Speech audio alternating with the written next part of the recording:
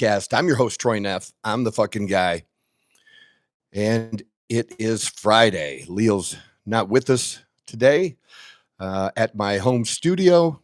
Leo is in New York doing fashion shit, and it's first time there for him. So I hope he enjoys his time there and does really well. Obviously, you know what's on my mind with the murder of Charlie Kirk. And I did do a video the other day, had some issues after it was up. And, bottom line is I made some technical mistakes and it was deleted and we weren't able to recover it. It is what it is. I can tell you that my emotions have been all over the place the last couple of days. I was actually getting a procedure on Wednesday called PRP for my knee.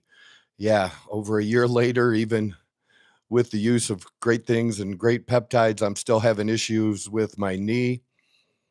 And so I was getting this procedure done where they take my blood and they spin it and do some kind of crazy shit to it, hocus pocus, and then inject it back into my knee. And as I was waiting, is when probably within minutes, because it happened so fast, there was videos up very, very quickly on Reddit and other places, quick 4-second videos. They weren't very good, but they were good enough to see what had happened to Charlie. And it was horrifying. And instantly, just from that very first video, I prayed, but honestly, I didn't have a lot of hope. I honestly didn't. It was that horrific, just that 4 or 5 seconds and where it hit. And I was very, very upset. I tried to follow along from there, and I've followed along ever since.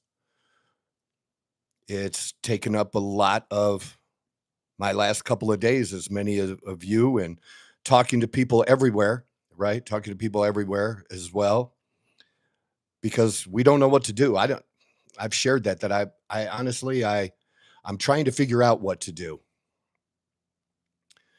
because emotionally there's this rage, a very, very strong, just rage that this happened.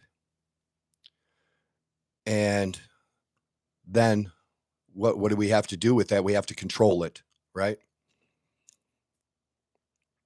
And I'm way better at that now than what I used to be. I used to not be really good at it at all. As a recovering alcoholic, a lot of us that are recovering alcoholics do have difficulty, with anger. And so that was something I've had to work on and still continue to work on over the last 16 years. So, obviously, for me personally, I did follow Charlie a lot. And I go through, I guess, different phases or things where I spend more time listening to certain people than at other times. Right now, I listen a lot to the PBD podcast. I really like Patrick Bet David. I'm a big fan of Alex Hormozy, but I haven't been listening to him quite as much. When I focus on business things, I tend to then go to Alex. It depends on what my focus is on, and my focus right now has been on doing a better podcast, trying to make a difference here and figuring out how to do that, because I've been doing it for a year now, well over a year now. And I'm putting a lot of time and money into it. And, it's a struggle. It just is. And I think this event, one of the things about this event has made me think about that I really need to dig in, that this is something I'm supposed to be doing, and whether I'm talking to 2 people, 12 people, or 200 people, 2,000, which would be a gift, that I can just do what I can do with those and just keep trying to get better and building, but this is I am supposed to do this. I do feel that from God that there's a greater purpose and that I'm meant to have a greater impact. I'm just trying to make that impact that I denied for so many years from God. I'm just trying to make that happen now. That's all. I'm just trying to make it happen. And I really have gotten into Charlie's stuff here recently because the guy is just so smart. And even going back to the election, right? For those that few people, if you go back to that time on this podcast, you'll know that I said he was the one to watch on election night. And I think that Charlie, I don't think that he on election night when Trump won, I don't think he got the credit that he deserved when Trump was doling out credit. But honestly, I thought that Charlie Kirk was the number one reason that Trump was able to get elected, besides Trump himself. And of course, all the other events and confluences and things that happened, and Elon Musk, all were important too. But as far as getting out the vote, registering voters, understanding the electoral map county by county is something that Charlie and his organization took on a couple of years prior and spent a couple of years. Everybody was talking prior to the election that Trump didn't have much of a ground game. Well, the actual Trump campaign may not have had a ground game, but that ground game was, in fact, Charlie Kirk and his organization and what they did. And it was so phenomenal what they were able to do. And on election night, because he knew the map so well and what the potential, how many actual registered voters were in the county, what's the maximum number of votes that can even be gotten, he was able to figure out quickly than every single network along. I think he was able to, Elon helped with those calculations too. They were able to figure out way ahead of everyone else that, Trump was going to win, and calling different states as they came in. He was way ahead of everyone else in doing that. And I guess we didn't think about it at the time, and even recently, not that much, how much of a target that would make him, especially because it's so important, the 2026 midterm elections, because a lot of times midterms don't really go the way of the sitting president. They didn't for Biden, and they didn't for Trump in his first term. Now, I think the mistake in Trump's first term, as I've said before, was simply that they too many people retired, and there just wasn't that trust between Trump and the Republican Party. They didn't stand behind him the way they do now. And I'm not saying they're great at standing behind him now, but they're way better than they were then. I still don't think it's good enough sometimes. And I'm not saying that we should just wholeheartedly just always stand by Trump, but we do have to stay together. The Democrats do, no matter what. That is one thing that they do really well, and that we don't. They really do stick together. For us, we we're different in so many different ways. But obviously, I think that Charlie's work was a threat to the Democrats in the upcoming election in 2026, and for the Republicans to be able to both maintain the House and the Senate and even increase the numbers in the House and the Senate. It was going to be Charlie Kirk who was going to really lead the way on that. And hopefully that organization can still do that. I don't know who will take in place. I do kind of like this little bit of a movement that I've seen here just overnight, that we are Charlie. I do like that. But here, let me tell you why I'm not Charlie and the things that I'm thinking about right now. You know, I've done good and bad shit in my life. I've hurt people that I'm sorry that I hurt, especially I don't blame, alcohol. I blame me because I was responsible for it, but that had a lot to do with it. And then just having to work through things and grow the fuck up.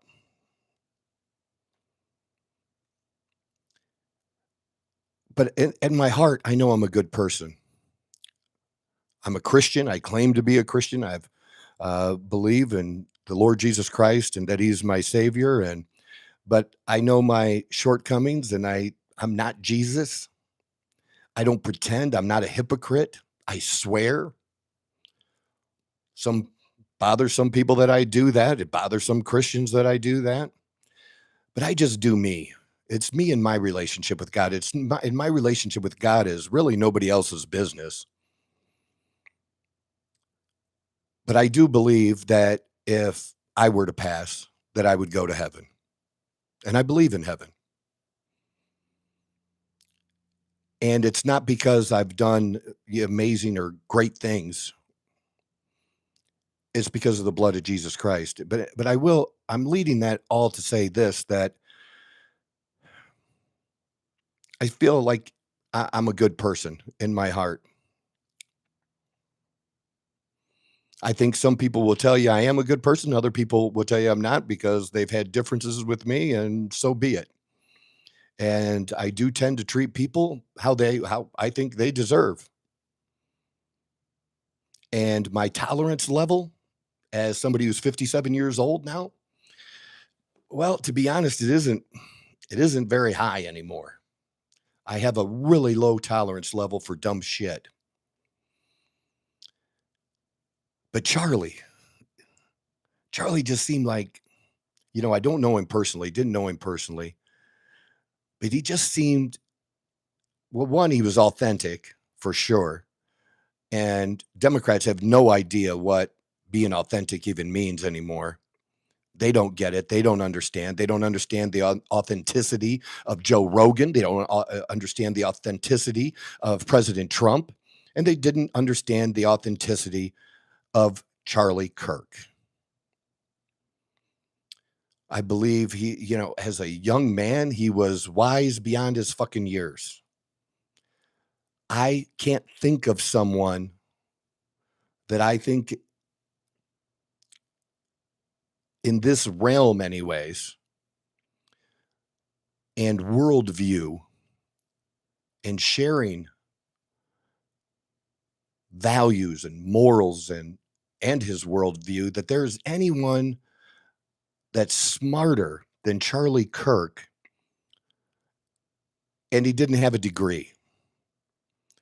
Now, many conservatives also, if you're a conservative, maybe you've followed and heard Ben Shapiro. Ben, he's so fast and so smart and so quick. And if another great debater like Charlie was, uh, you know, Ben went to Harvard. Ben's a lawyer. So, but I'm just so amazed sometimes at the things and the conversations, and that these young kids would come up to Charlie and try to have a conversation with him and talk to him about socialism, capitalism, and the things they would bring up because they were in school, things they just learned from their professors. And they're reading these books, and they practiced beforehand to get up in front of Charlie at these Turning Point USA events that he did. And he was just so good with them, just so good. But these people were prepared. And then Charlie's responses, I could make responses, and my responses would be nowhere as deep as what I saw in Charlie Kirk. Just so smart. I was just always so impressed. And my girlfriend Dawn and I, because we live in Queen Creek, Arizona, and we do a lot of things in Phoenix, and even out in Glendale, because we have the Cardinals season tickets, and going to concerts or different places. We go to Scottsdale quite often as well. all of that's 45 minutes to 60 minutes away.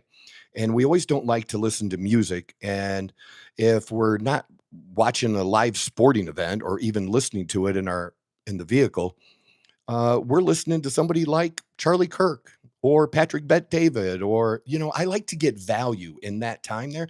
I like to learn something or hear something or that makes me think or get new information, that kind of stuff. And Dawn enjoys that too. So that's something that we do and do together. And she really enjoys Charlie as well. Very impressed with him. So, Charlie will be at Texas A&M, and it's an hour and a half, and we'll flip that on and listen to that. So I think a lot of people making comments and opinions about Charlie Kirk, especially those that are making negative opinions, they've not spent hours and hours. And I'm not saying you have to spend hours and hours to get an opinion of someone, but I think you do need more than a fucking clip, a 30-second, a 60-second snapshot of an event to determine whether you think someone is racist or not. I don't believe for 1 minute, and it bothers me a lot. You can disagree with him. I don't have issues with you disagreeing with Charlie. You can disagree with him on DEI, for example, because we're talking about racism. You can disagree with his position on DEI, but because of his position doesn't make him a racist. That's not a thing. And I just hate hearing people throw that around now that he's passed, now that he didn't pass. I don't want to say that, because that just, when someone passes, it's like a disease. Or have a heart attack. That's passing. This was cold-blooded murder.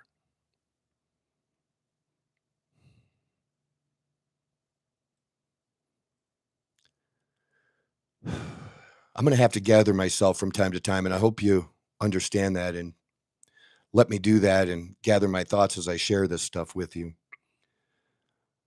But Charlie was not a racist. You see in clips of Charlie talking about airplane pilots. You know what? Go listen to the whole fucking thing.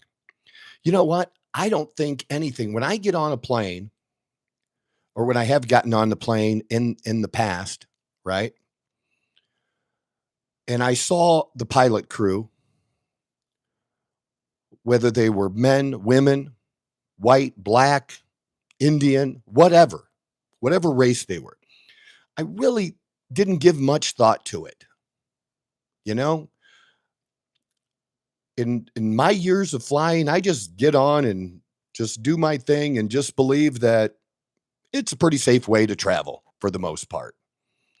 And everything has risk, and whatever risk it has, I'm willing to take that.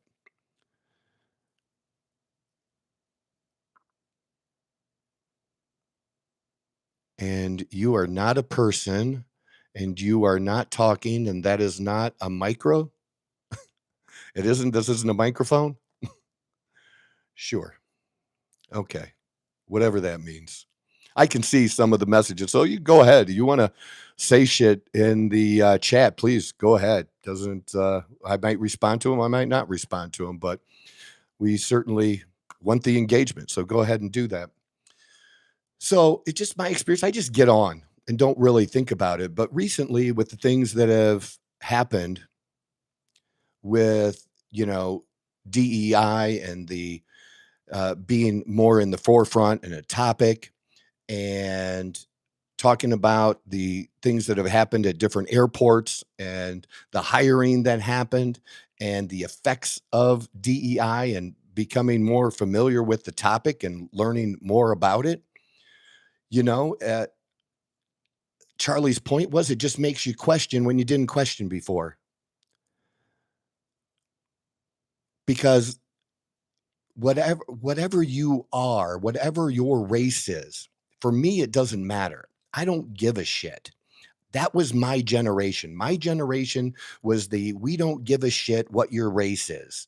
We are not judging you by your race. That's Gen X. That's who we are. And so we just think, You did whatever you did to get there. But when you find out that maybe some people that were qualified, maybe even more qualified, it didn't mean that people over here didn't meet the minimum requirements. But do you want the guy doing the surgery on you or that's flying your plane to just passed, just made the minimum requirements? That means, technically they're capable of doing the job, right? But if things go sideways, which guy do you want? Do you want the guy that's really understands what to do or the guy that maybe he's not going to do quite as well? And he just raised questions. He was just asking. And anytime someone on the right tries to have a conversation about race, they're automatically labeled a racist. Automatically. Anything, because look, we've been called racist now going back a long, long time.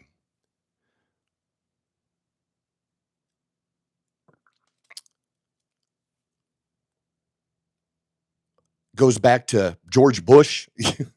It's just something that's consistent, Hey, Brandy, how are you? So, friend Brandy, you've had been following. You've been coming up on my Facebook feed, and there's some not nice women that were Facebook friends with you. Good Lord, just some nasty women saying some nasty shit. And it has shocked me how many, just all the nastiness on social media. Just terrible. Just terrible. Yeah, they are. And then there are some good ones, and you know who those good ones are, but those other people, we don't need them in our life. We're too old for that bullshit, right? So look, guys, I'm just trying to say Charlie's not a racist. I'm not a racist. But that's what all racists say. They say they're not racist, right? The rhetoric's been going on for a long time, but the level it's reached now is unbelievable, the level that it's reached.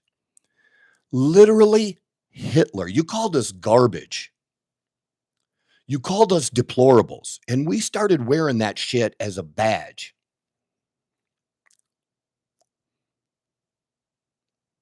But we put up with it. We're actually numb to the fact that you call us Hitler now and Nazis. We're numb to it. It almost has no fucking effect on us right now. And it shouldn't be that way because I really want to know how long,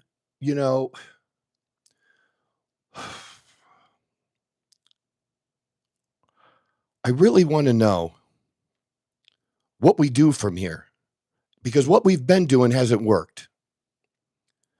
We've accepted them calling us Hitler and Nazi every day. And in my view, my question for y'all is there something worse than you can call a person than Hitler, really? Is there something worse than that you could call someone than Hitler and Nazi? I think that's worse than racist. And people have used the word racist term so much that it almost means nothing anymore. It hides the real racist amongst us. So my question is, what where do we go? I don't know where to go. I'm at a loss. And, I watch others and I've been trying to get my shit together on this. And, people like Officer Tatum, I love his stuff. Megyn Kelly, I get a lot of my stuff from Megyn Kelly's show every day. I do check in with her podcast and her people. And just yesterday, watching Megyn Kelly with Glenn Beck. And remember when Glenn Beck didn't like Trump at all? He did the whole Cheetos thing on his face and everything. And Glenn came around. so funny. But, I cried when Charlie died the other day. And I've been emotional about it ever since and had tears off and on from that. And I've never had a reaction like this that was somebody that I'd never met before. I've had reactions, and I'm sorry if I'm all over the place. I don't know any other way to do it. I'm just winging it at this point. But I had an emotional reaction. I listened for years and years, sometimes less often than others. I'd go through streaks, but obviously I wanted to be in radio years ago and was because I was a big fan of Rush Limbaugh. And I loved doing radio when I did it. Absolutely loved it. And when uh, when that ended, I've done nothing but think about it ever since. But I cried over Rush, but we knew ahead of time Rush was sick, so it wasn't quite the same thing. And then the other one that was surprising to me is I was a big fan of Kobe Bryant, and just how that hit, and him being a father and me being a fan. I'm like, wow, man, he wasn't a perfect human being, but he was a very good human being, besides being a great basketball player. But that one hit hard. But nothing has hit like this. And it may be the thing that was closely is related to this was when President Trump was shot. But obviously, with him standing and raising his fist and fight, and making it through, this was so different. Just knew instantly. And just the amount of time that I said, like, Dawn and I had been watching Charlie, and that morning, even that same morning, on this podcast. So go back to Wednesday's podcast. And it wasn't so much on the podcast. We did a reaction video. I don't think the reaction video's up yet, but I did a reaction video, and it was really about, it was on Megyn Kelly's program, and her talking about Charlie Kirk and the Ukrainian woman that was killed in North Carolina, what Charlie had said, and then how that was reported by CNN and how it's been talked about in the media, especially mainstream media, who was brought to that story, kicking and screaming. They just really didn't really want to cover it. And race became an issue in that, not because the killer was black and the woman was white. It really became an issue when the audio came out where the psychotic killer said, "Got that white woman." And, were we not supposed to talk about that? Not supposed to mention that? So, I just talked about it that morning. Just talking about Charlie. So it's just been a rough couple of days trying to digest this all. And I think what I'm feeling anyways is I don't know what to do. And I'm still trying to figure out that I'm figuring out a few things. Don't get me wrong. I am figuring out a few things. But we don't riot. We don't protest. I know some vigils have been held. We do vigils because we fucking pray, and we don't apologize for praying. We don't blame the gun. You don't hear conservatives blaming the gun. We don't burn other people's businesses.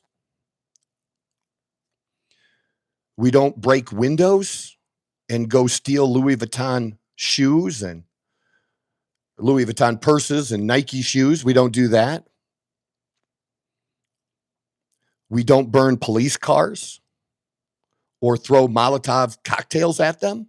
We don't do that. That's not us. And we did nothing when you all were burning cities. And we've let you beat us over the head over January 6th. That was one event. One event. And the one person who was killed that day was Ashley Babbitt, a Trump supporter who was walking through the building. She wasn't a threat to anyone. She wasn't carrying an object or a pole to beat someone or hit someone. She wasn't doing anything like that, and she got shot. And these motherfuckers who are right now posting videos celebrating the death of Charlie Kirk, when she's talked about, they celebrate her death too. They do. I've seen it. Social media is, I don't blame social media like some will. I'm not going to do that. It brings out the best and the worst. And right now, this is the worst of us. And I had started out even saying, I didn't even finish. Charlie Kirk is the best of us, man. I think he was a better person than me.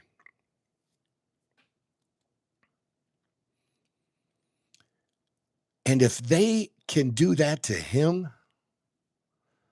someone who genuinely wanted to talk to people who disagreed with him and treated them with respect. He did. He treated them with respect. He had them cut in line. Here you are. Think you're at an event, right? So you're at an event and you're a fan of Charlie Kirk and you're hoping to get to see him, and maybe you'll get a chance to ask a question, and you're waiting in line to get to ask a question. And while you're waiting, somebody who's not even in line gets to cut in front of everyone because they disagree with him and ask their question or have their debate or bring up their topic. And that's how it was done. And Charlie Kirk supporters were okay with it because that's the setup. That's what happens. That was the goal. The goal isn't just to talk to people that agree with you. And we don't talk to each other anymore. We talk past each other. We talk at each other. I do the same thing. I'm guilty of those same things. Because it's just come to the point. I'd love to have a conversation. I can't remember the last time I've had a legitimate good discussion with somebody of a little bit differing beliefs and where we both said at the end, man, that was really cool. That was really nice. Because I remember those times. I remember those discussions. And those were really wonderful discussions. And we thanked each other. Man, I really appreciate, even though I don't agree with that, I appreciate sharing your point of view and that you didn't call me names and that we had a respectful conversation. And hey, thanks, man. That was really awesome. We need to do more of that. And the truth is, I can't remember the last time that's happened to me. Instead, I feel attacked. And when I'm attacked, I respond. And probably, well, I know I don't respond in a nice way because I can be meaner than they are. If you say something mean to me or mean about me, which, I get on social media, I can give it back to you. And there's a good chance I'm going to be able to get it, say it and hurt your feelings more. The only time I'm limited is when you cowards block your profiles and pages so that I can't glean a little bit of information to fire back at you. But if I can have a little bit, I can say very true things that are very mean. But that doesn't get us anywhere. Literally doesn't get us anywhere. But again, Charlie wanted to talk to you. And you didn't want to talk to him. You hate him because of his views on abortion. And his views on abortion are very, very strong.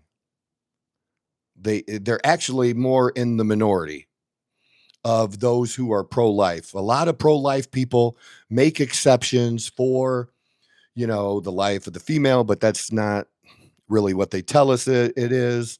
and rape and incest, and that's such a small percentage. They always try to use in that debate the worst case scenario to make their case for killing millions, right?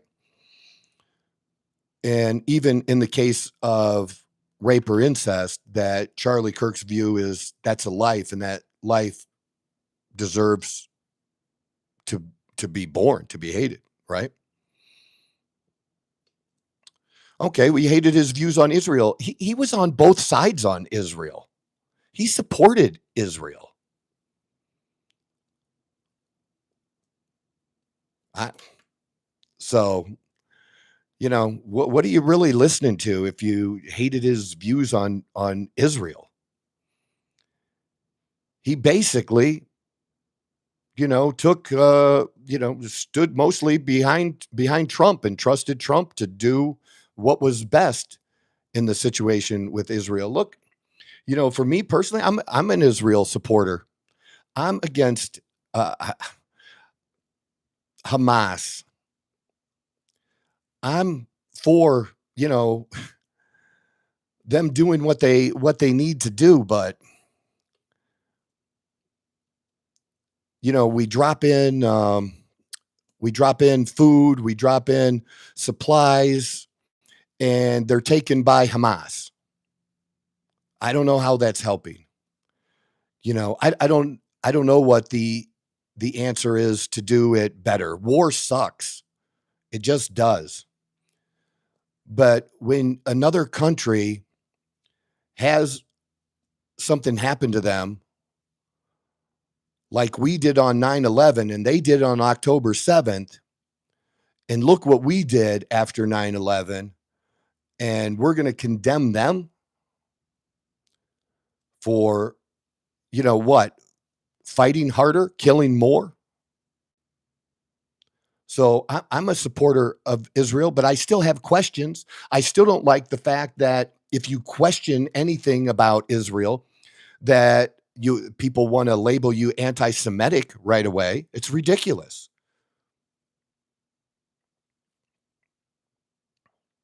So yeah, based, biased. I can't read. I don't based. I don't even know what that means. If you want to comment, how about comment in a way that, the person reading it, me, I'm a pretty intelligent guy, that I can understand what the fuck you're trying to say. How about doing that?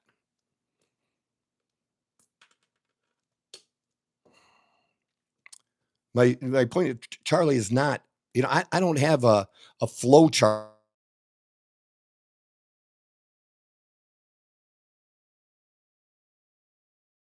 There we go. Phew. I got that off quickly.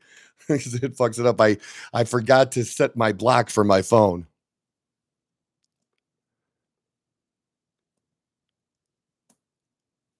Means based in fact. What do you think is based in fact? What was Charlie's view about Israel that you particularly hate? How about that? What was there a single thing to the what did he say that bothers you, so much? I supported the strike on Iran. I mean, I don't know what we're supposed to do here, but you know what I don't want to do? I don't want to keep funding this shit.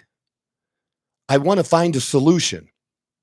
And at least we have a president who maybe has not solved the problem on day one, but is trying to find one. Maybe Trump shouldn't have said that with Ukraine, solving it in day one, but at least he's fucking trying. And I'm going to forgive him for saying that he didn't solve it, on day one, because he is trying to find a solution that works for everyone the best that you can. I'm willing to give Trump that because the other side didn't do anything except give money. All right, that I appreciate that. We should be able to question them. I think bringing up APAC, I don't know how I really feel about that. Look, I'm somebody that I see both sides of this one particular issue when it comes to lobbyists, and that is lobbyists suck, but we also need them. Like somebody in Washington who maybe has never run a business. Look at some of the people we have in Washington in Congress. What did these people do before they got there?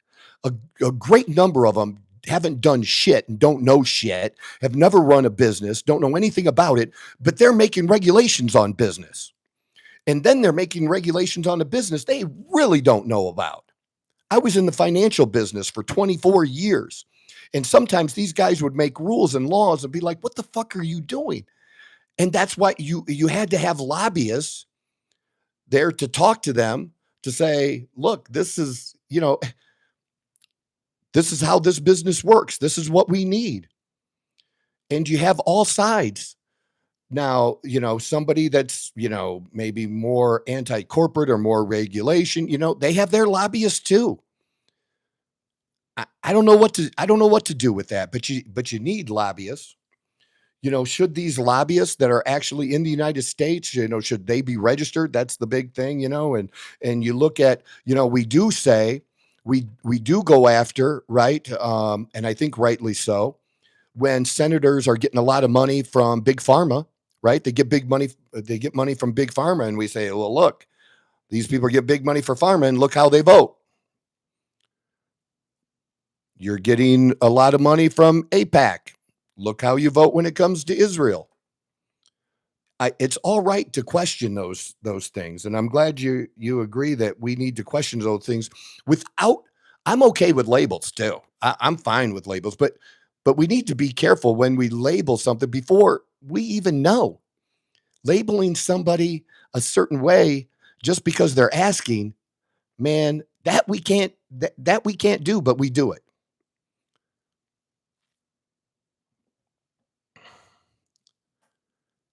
But just again, going back to the fact that Charlie just wanted to have conversations, because I'm at the point now, I'm just going to be really honest. I'm not going to go out and attack somebody randomly. There's no risk. Okay. Do I know how to run the edge of rhetoric on social media? Yeah, I do. I know how to troll those people. And I troll them, for example, with like Hakeem Jeffries, when Hakeem Jeffries said, meet us in the streets. And I'll say that. And they'll be, oh, you're inciting violence. I'm saying, and then I say, well, that was said by Hakeem Jeffries. I'm just letting you know I'm willing to meet you in the street. And I'm just waiting for you motherfuckers to give us a crossroad. And that's how I feel right now. I'm not going to randomly do anything like psycho. I'm not psycho like this young guy that they finally got was. But let me tell you, I've also seen the video, and maybe some of you have, maybe you haven't, find it. But there's a video from, I believe, 2 nights ago where they had a vigil for Charlie, and somebody, I think on a scooter or something, went through the vigil yelling, fuck Charlie, and he got knocked off and beat the fuck out of him. If I was there, I'd knock him off too.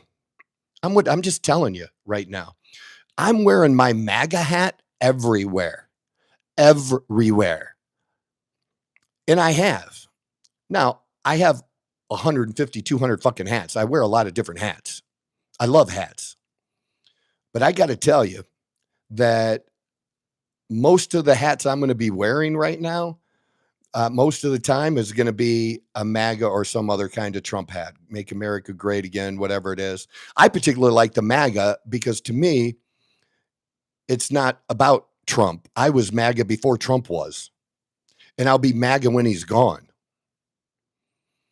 It's just something different for me. But, I'm wearing the hat, and it's never happened to me.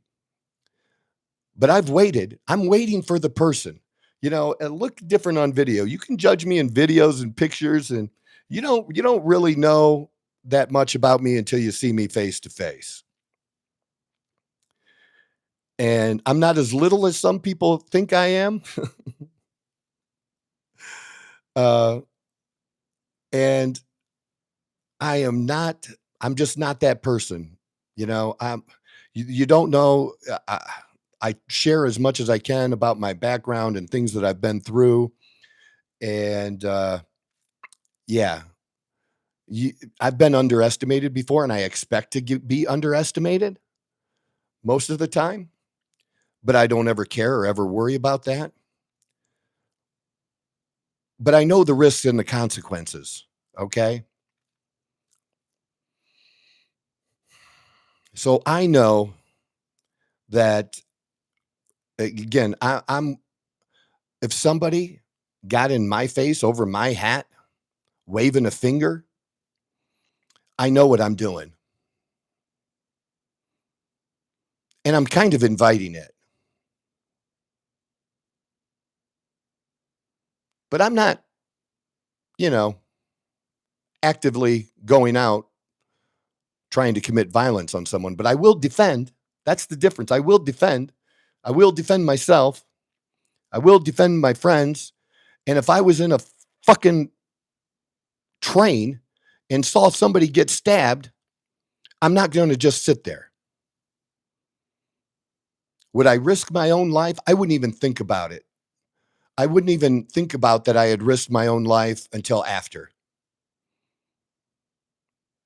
But I wouldn't just watch or turn away. And I'm angry. I've said I'm angry. A lot of us are angry.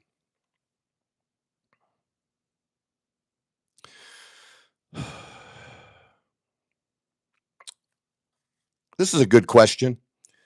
Is Trump a good economic president? What policy has he done that directly benefits you? Let me explain it this way. I don't attribute any president to how I do financially. To me, they're being in the financial business for 24 years and being at the very high end of it. I can tell you that, yeah, man, it's sad. I'm very sad and very angry. But I can, going back to the other question that was asked about the economy, I put it all on me. Now, that doesn't mean that things that are done don't affect me. I was affected with the shutdown of the economy because of me being in fitness now and gyms being down. But I actually was able to grow my business during that time. And that was amazing to me that I was able to grow between 25 and 50% during that period of time over, a couple years, one year being even better than another. And I knew when things did get better, it was going to be even more. And again, so there's two economies. There's the general economy, and then there's your personal economy. And being 57 years old, I've experienced quite a bit where there was a time in my life, and this was in the 90s when Clinton was president, that it was the best decade ever. And the 80s were the best decade ever. And then the 90s came and they were the best decade ever. Was there something that Clinton did that directly affected me? No. And in fact, I did shit during that period of time. I was broke and struggling while gas was super cheap and the overall economy was booming. Here I am trying to struggle to roll change. Literally did this, roll change to put gas in my car so I could go on an appointment and try to get another client. So but the real thing, I don't know if it directly affects me, but in that way, it does affect choices I make. Like right now, I'm making choices. I'm renting right now. I bought a house here in Arizona when I moved here with my wife 3 years ago. We're getting divorced. That divorce is going to be final October 6th, thank God. And when she left and went back to Michigan, the house was put up for sale. I stayed in the same neighborhood and rented a house here. And I've looked at both renting and buying ever since. But with interest rates where they're at and me, I'm okay. I'm okay renting. But where the economy is, that has something to do with some of my choices that I'm making. And that's both Biden and Trump. But I just adjust. I do what I can do. I do what I can control when it comes to the economy. I can control what I do and how I react. That's all I can do with any of this. That's all I can do with the killing of Charlie Kirk. All I can do is whatever it is I can do and react and control and be here and just say random shit and try to make sense of it and do it on the fly because I'm sharing it. It's like it's literally from my heart that I share this stuff. Literally as I'm thinking about it and trying to think it through. And that's why it seems like I'm all over the place sometimes, but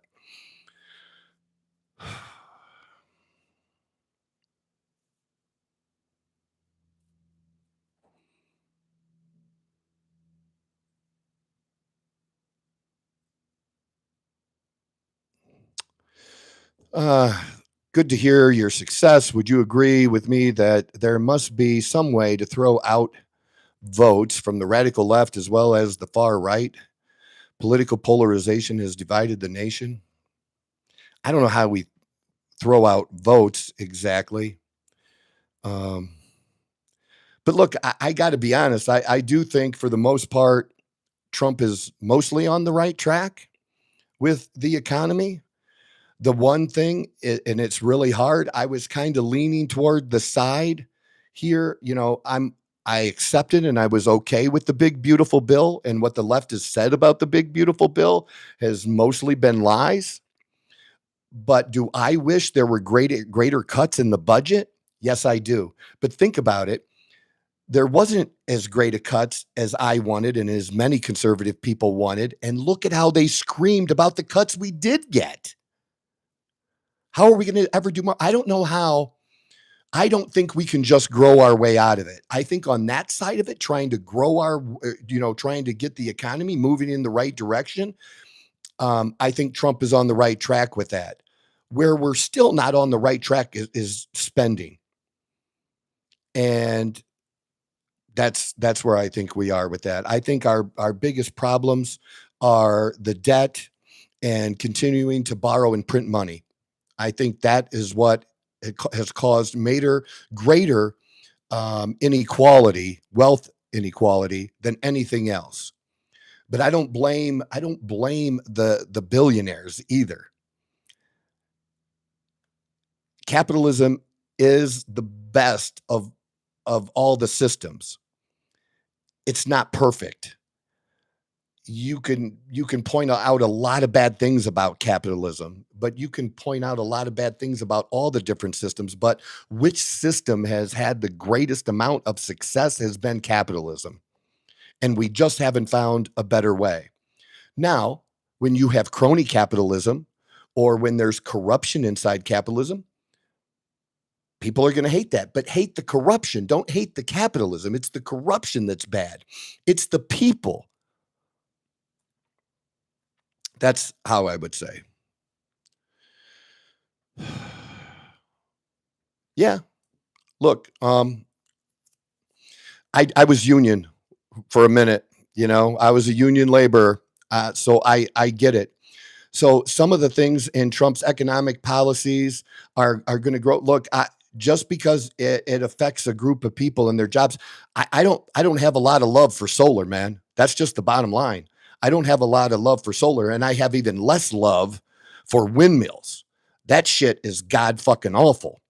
And the fact of the matter is, you electricians can, probably have jobs in the future that are going to be a part of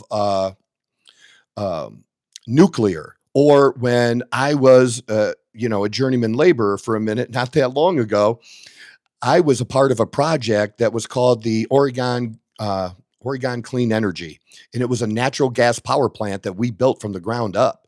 Dude, we should be doing a ton of that shit. We should be doing that shit everywhere. And the electricians come in later on a job like that. They don't come in that early. You have a few, but they're going to get more added later, right? And we should be doing more of that kind of thing. So, I'm for all types of energy, but, you're talking about a specific project. I understand what you're saying about that.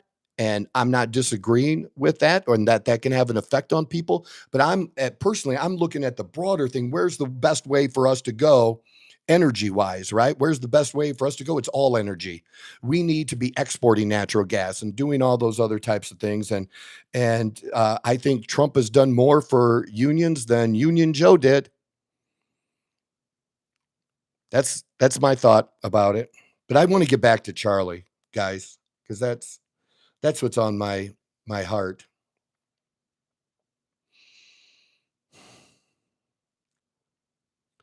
So what I've seen that's just been so bad, and I have to admit, I did I do rejoice a little bit in the fact that a number of these people that are going online and saying these absolutely horrendous and terrible things about Charlie Kirk and celebrating his death and be good riddance and all that other kind of bullshit like that, that some of them are paying a price with their jobs, being fired all over the country. Even in, I'm in Arizona now, but my hometown of Toledo, and I still have a lot of friends that I communicate with on social media, on Facebook from there, and saw that they posted that in the libs of TikTok even got a hold of it, that there was a lieutenant at the Toledo Fire Department that made some remarks, and now he's on leave being investigated.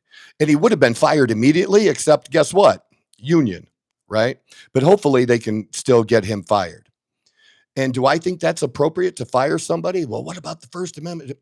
You do not have, if you work for me, you do not have a right to do shit personally that will affect my business. That if I think what you're doing, it's going to cause other people to not do business with me that I want to do business with, I can fucking fire you. I can get rid of you. I don't, it's okay. I have plenty of people that have worked for me that have been liberals before. But if somebody did something really outrageous like that, I would fire them in a fucking minute. And I don't feel bad about that shit at all, really.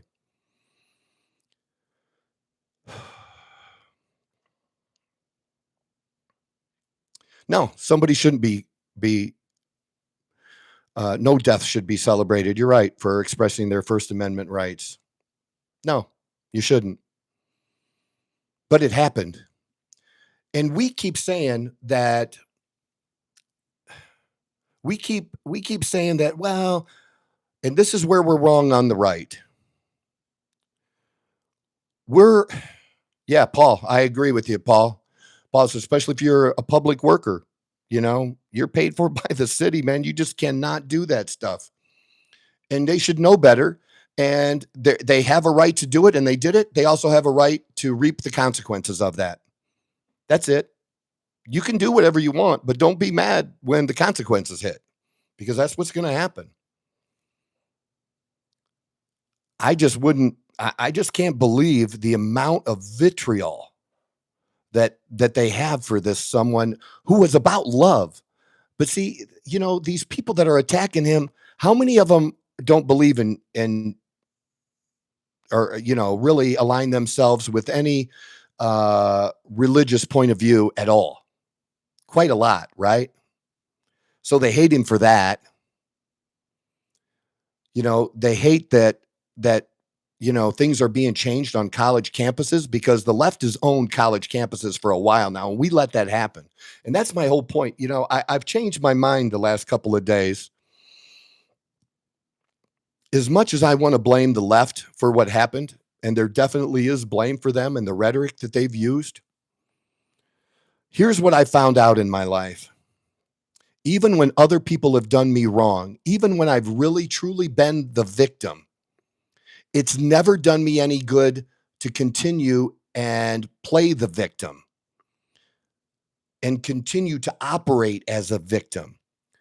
What's been best for me personally is to find my role in this, what I can control, accept the blame, all of the blame, even when it's clearly been that somebody else hurt me and they were wrong to do what they did. Accept it so I can change it.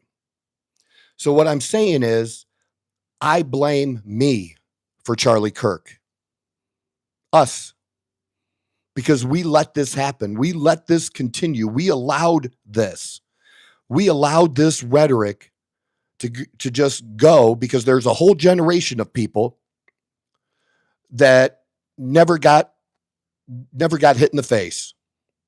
They never experienced any consequences, and they think they can say or do anything without any consequences.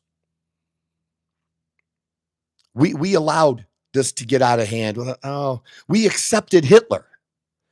We accepted them calling us Hitler. I accepted it. Like, I don't care. Fuck them. Like, so what? Call me Hitler. We just, after a while, we're just numb to that shit.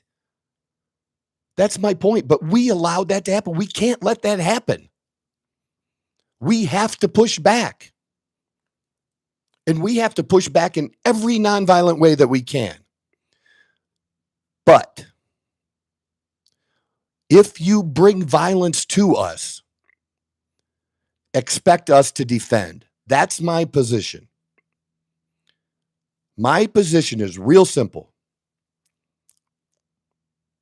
I am not going to seek revenge and go and just randomly pick a fucked up liberal and hurt them.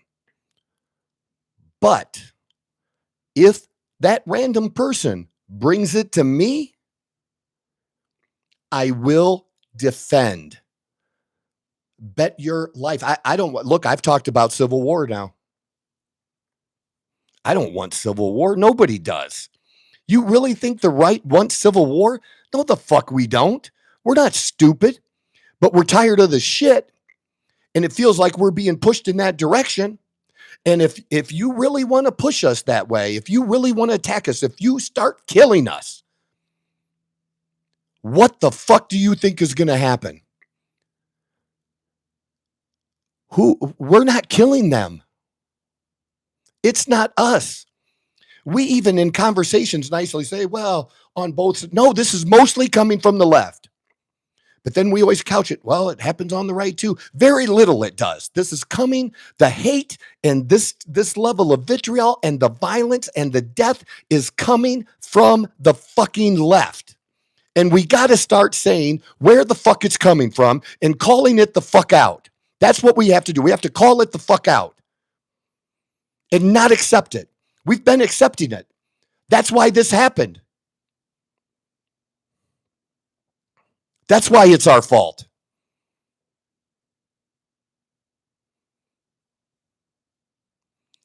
That guy they took in don't look so liberal, bro. What's because he doesn't have purple hair? Because he doesn't have a nose ring? Is that why he doesn't look liberal?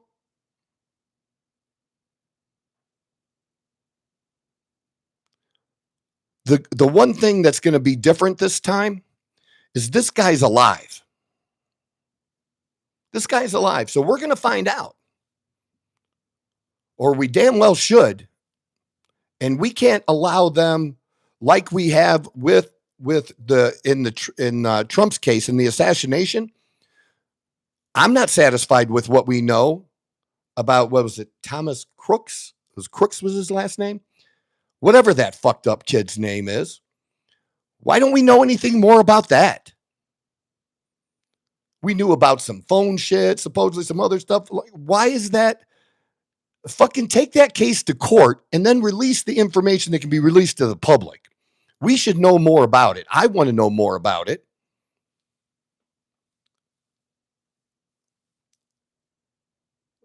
But we're not calling somebody Hitler every fucking day. That's not us. That's coming from the left. They've been begging people in a way that incites violence.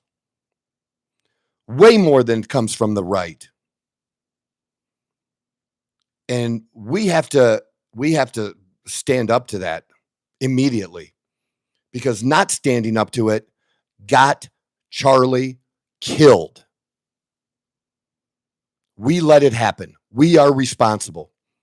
So we're responsible for changing so that it doesn't ever happen again. They want us to cower. This was done to shut us up, to make people think twice. Who's good at public events? Trump. Nobody's ever been better than Trump at public events, ever. Now, you could say he exaggerates, he lies about the size of his crowd. His crowds were still motherfucking huge. Nobody has ever gotten those size crowds as often, as consistently as he has, ever. Maybe at Obama's inauguration, maybe his was bigger. That's one time. But nobody has been better at that than Trump. And then you have Charlie Kirk. They literally put themselves out there in a fishbowl with a target on their back. Maybe that wasn't a smart thing to do. So what's the other thing to do? Hide? Not do it? They don't want people doing it. Who's going to be the next one? How soon is an open air event going to be done? Because Charlie just didn't do these alone. I've seen him with Officer Tatum. I've seen him with Riley Gaines. I've seen him with Vivek Ramaswamy. I've seen him with a number of other people who can continue to do these types of events. Maybe not as good, maybe not as effective, but maybe if you can get a couple of them together, what's important is that it does continue, and not that they be good as Charlie as debating, but that we continue the conversation. They want to shut down the conversation, because who really, let's say, Riley Gaines, I'm going to use her just because she's married and she's pregnant. Okay. How do you think her husband wants her doing that type of an event again? She's going to be a mother very, very soon. She's pretty far along in her pregnancy. Do you think her husband wants her putting her life at that kind of risk when they have a small baby and their friend Charlie, that his kids are left without a father and they're 1 and they're 3? They don't want that. They're going to think twice about it. I was thinking about that. What do you do at these events? Do you put plexiglass up in front? Probably. That you have to go and do that. But it just, something about it takes that away. Do you know what I mean? It just takes away that. But that's what they want. They wanted to stop these types of events from happening and continuing because they were so effective. They want to shut us down, because if they were in power, and if they get back in power, you think I'm going to continue my bullshit podcast? And the really successful podcast, how quickly are those going to get shut down? Because they've tried to copy it and they can't.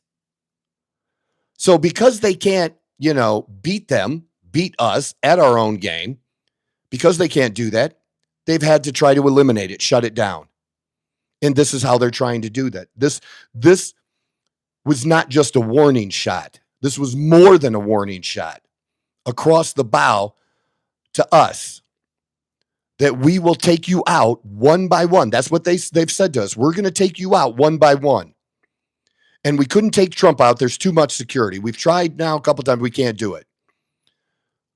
Who's next? What target is softer? And tell me where you're going to get a softer target than an open air event on a college campus that's a gun-free zone. Nobody has even said the word gun-free zone the whole time about this, have they? I'm the first motherfucker, and I just said it just now. Gun-free zone. It's a gun-free zone. That's the other problem. Troy, you want them to have guns there? I want good guys with guns. Yes, I do. That is what I believe in. And you don't have to agree with me. I believe what stops a bad guy with a gun is a good guy with a gun. I think Officer Tatum, I think his kids are a little older. They're young adults. But still, he knows the dangers. He was a cop. He knows the dangers. He lived it. And his family's probably like, "Whew, glad dad's, not risking his life every single day now." But maybe he is. Maybe even to a greater degree. How's his family going to feel for him to go out and doing the type of events that he did with Charlie Kirk in that way? I don't think he would do it with this without doing a different level of protection, because whatever protection Charlie had was not enough. And who has the money to spend on that and still be able to do that and get the message out? That means us. We have to stand behind these people and those organizations and make sure they're funded so that our people can be protected and that our message, our ideas, what we're willing to debate can get out. They have no ideas. That's the problem with the Democratic Party right now. They have no fucking ideas. None. It's hate and oppose Trump. Hate and oppose and put down Trump followers. If you still believe in Trump after the Epstein files, you support a pedo. I'm so tired of fucking hearing that. You've called me a pedo supporter for a few months now, every day. I'm still supporting President Trump. Now, if I actually saw real fucking evidence and not the shit that you think is fucking evidence, but like legit evidence that Trump had sex with a minor, yes, I would abandon my support for Trump. There you go. You want me to hear me say it? I said it. But I don't believe he did. Just like I don't believe he assaulted or sexually assaulted that E. Jean Carroll. That was not a thing. But you call me a pedo every fucking day, and you have, and we've let you do it. That shit has to be pushed back on. Fuck you. That's how I get. That's how I react. And if I react like that, there's no discourse then. All discourse stops. But it started with you saying something outrageous right out of the box. Because you have no ideas. You can't debate ideas. So you have to take down the person or the people that are supporting the person. And you haven't done a good job of it. You've sucked. And you're mad and you're angry. And now you're trying to kill us.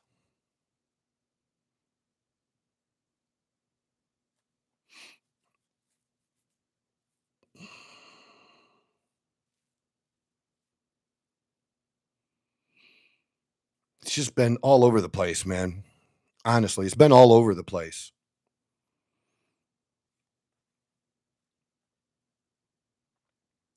Anger. I hear something about Charlie or somebody relating a story and just be like, wow. Wow.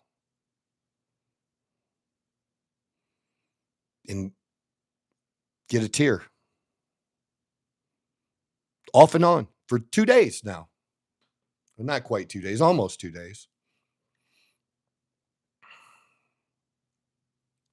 It's hard, man.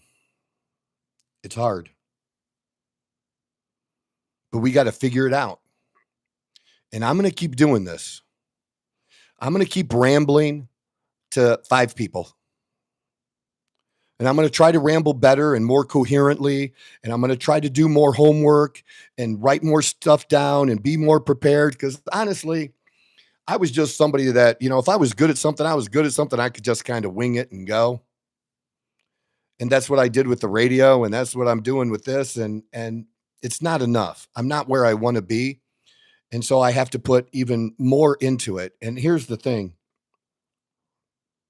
This is what drives me.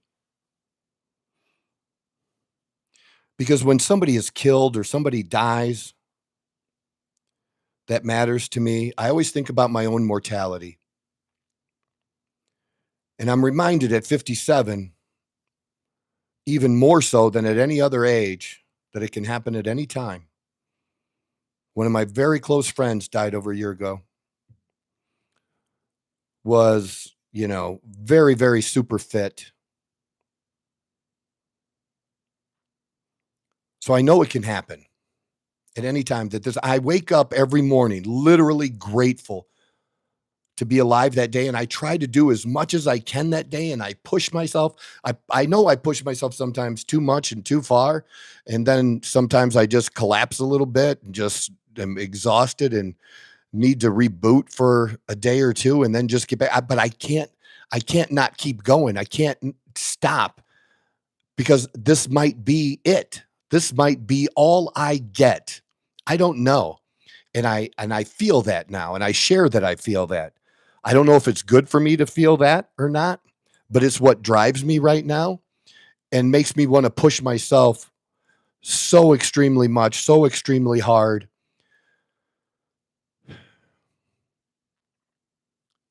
because I want to have a positive impact, positive one,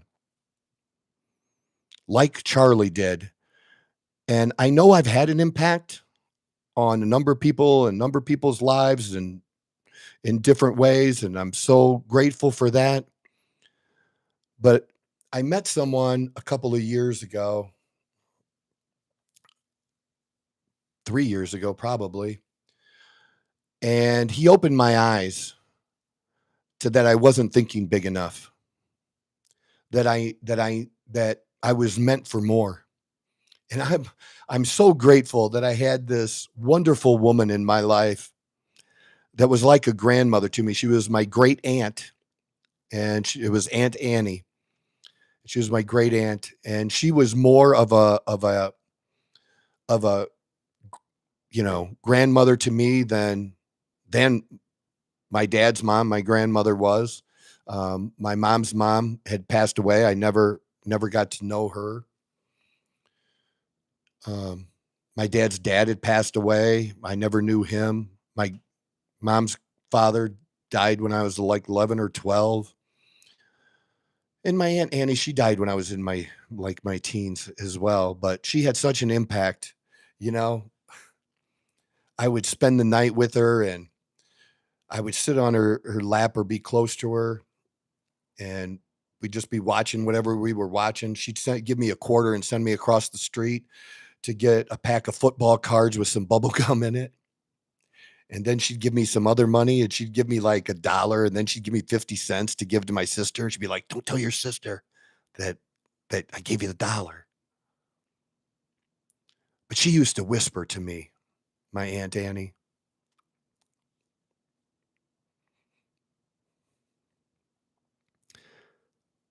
She just used to whisper to me that I was gonna that I was gonna do something big. And if there was ever a woman of God that I've ever known in my life that was close to me, it was definitely her. She was Lutheran, but she was as close to a nun as you'd ever get. Really, she was just amazing. And I get, we make jokes about, telling this generation, "Oh, you're special, you're going to be everything." But at least for me, with her saying that made a difference for me. And I'm a prodigal son. I'm the Christian that went off the reservation and had a fight with God for many years because I just didn't want to follow and do the things that he probably wanted me to do. And I fought against it until the day I didn't fight against it. And that's the day I got sober.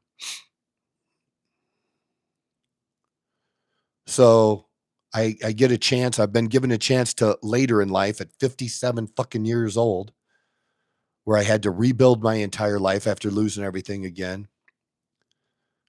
I had to, that I'm not going to take it easy.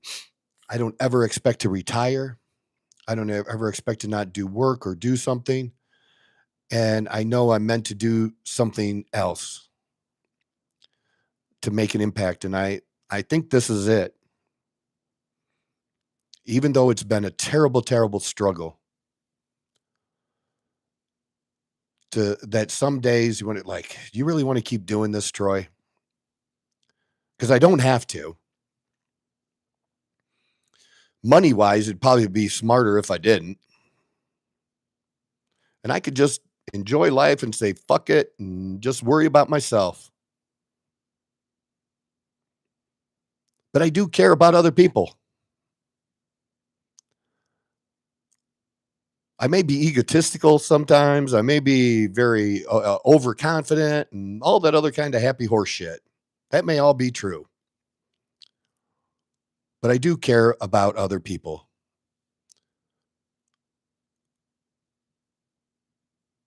But I'm also not afraid to say there are some people that I just can't stand. And I wish God would do something, in my heart to help me deal with that. But I don't know. I'm working through it the best way that I know how. That's all. That's all as a recovering alcoholic, I was taught about progress, not perfection. So that's just what I strive for every day.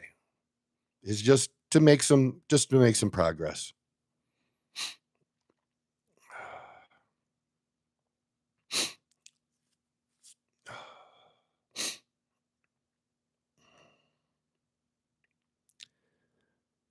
I'll probably keep talking about Charlie for a while, and I didn't talk about the things I thought I'd talk about Charlie today. Just kind of went sideways in different direction as it often does. But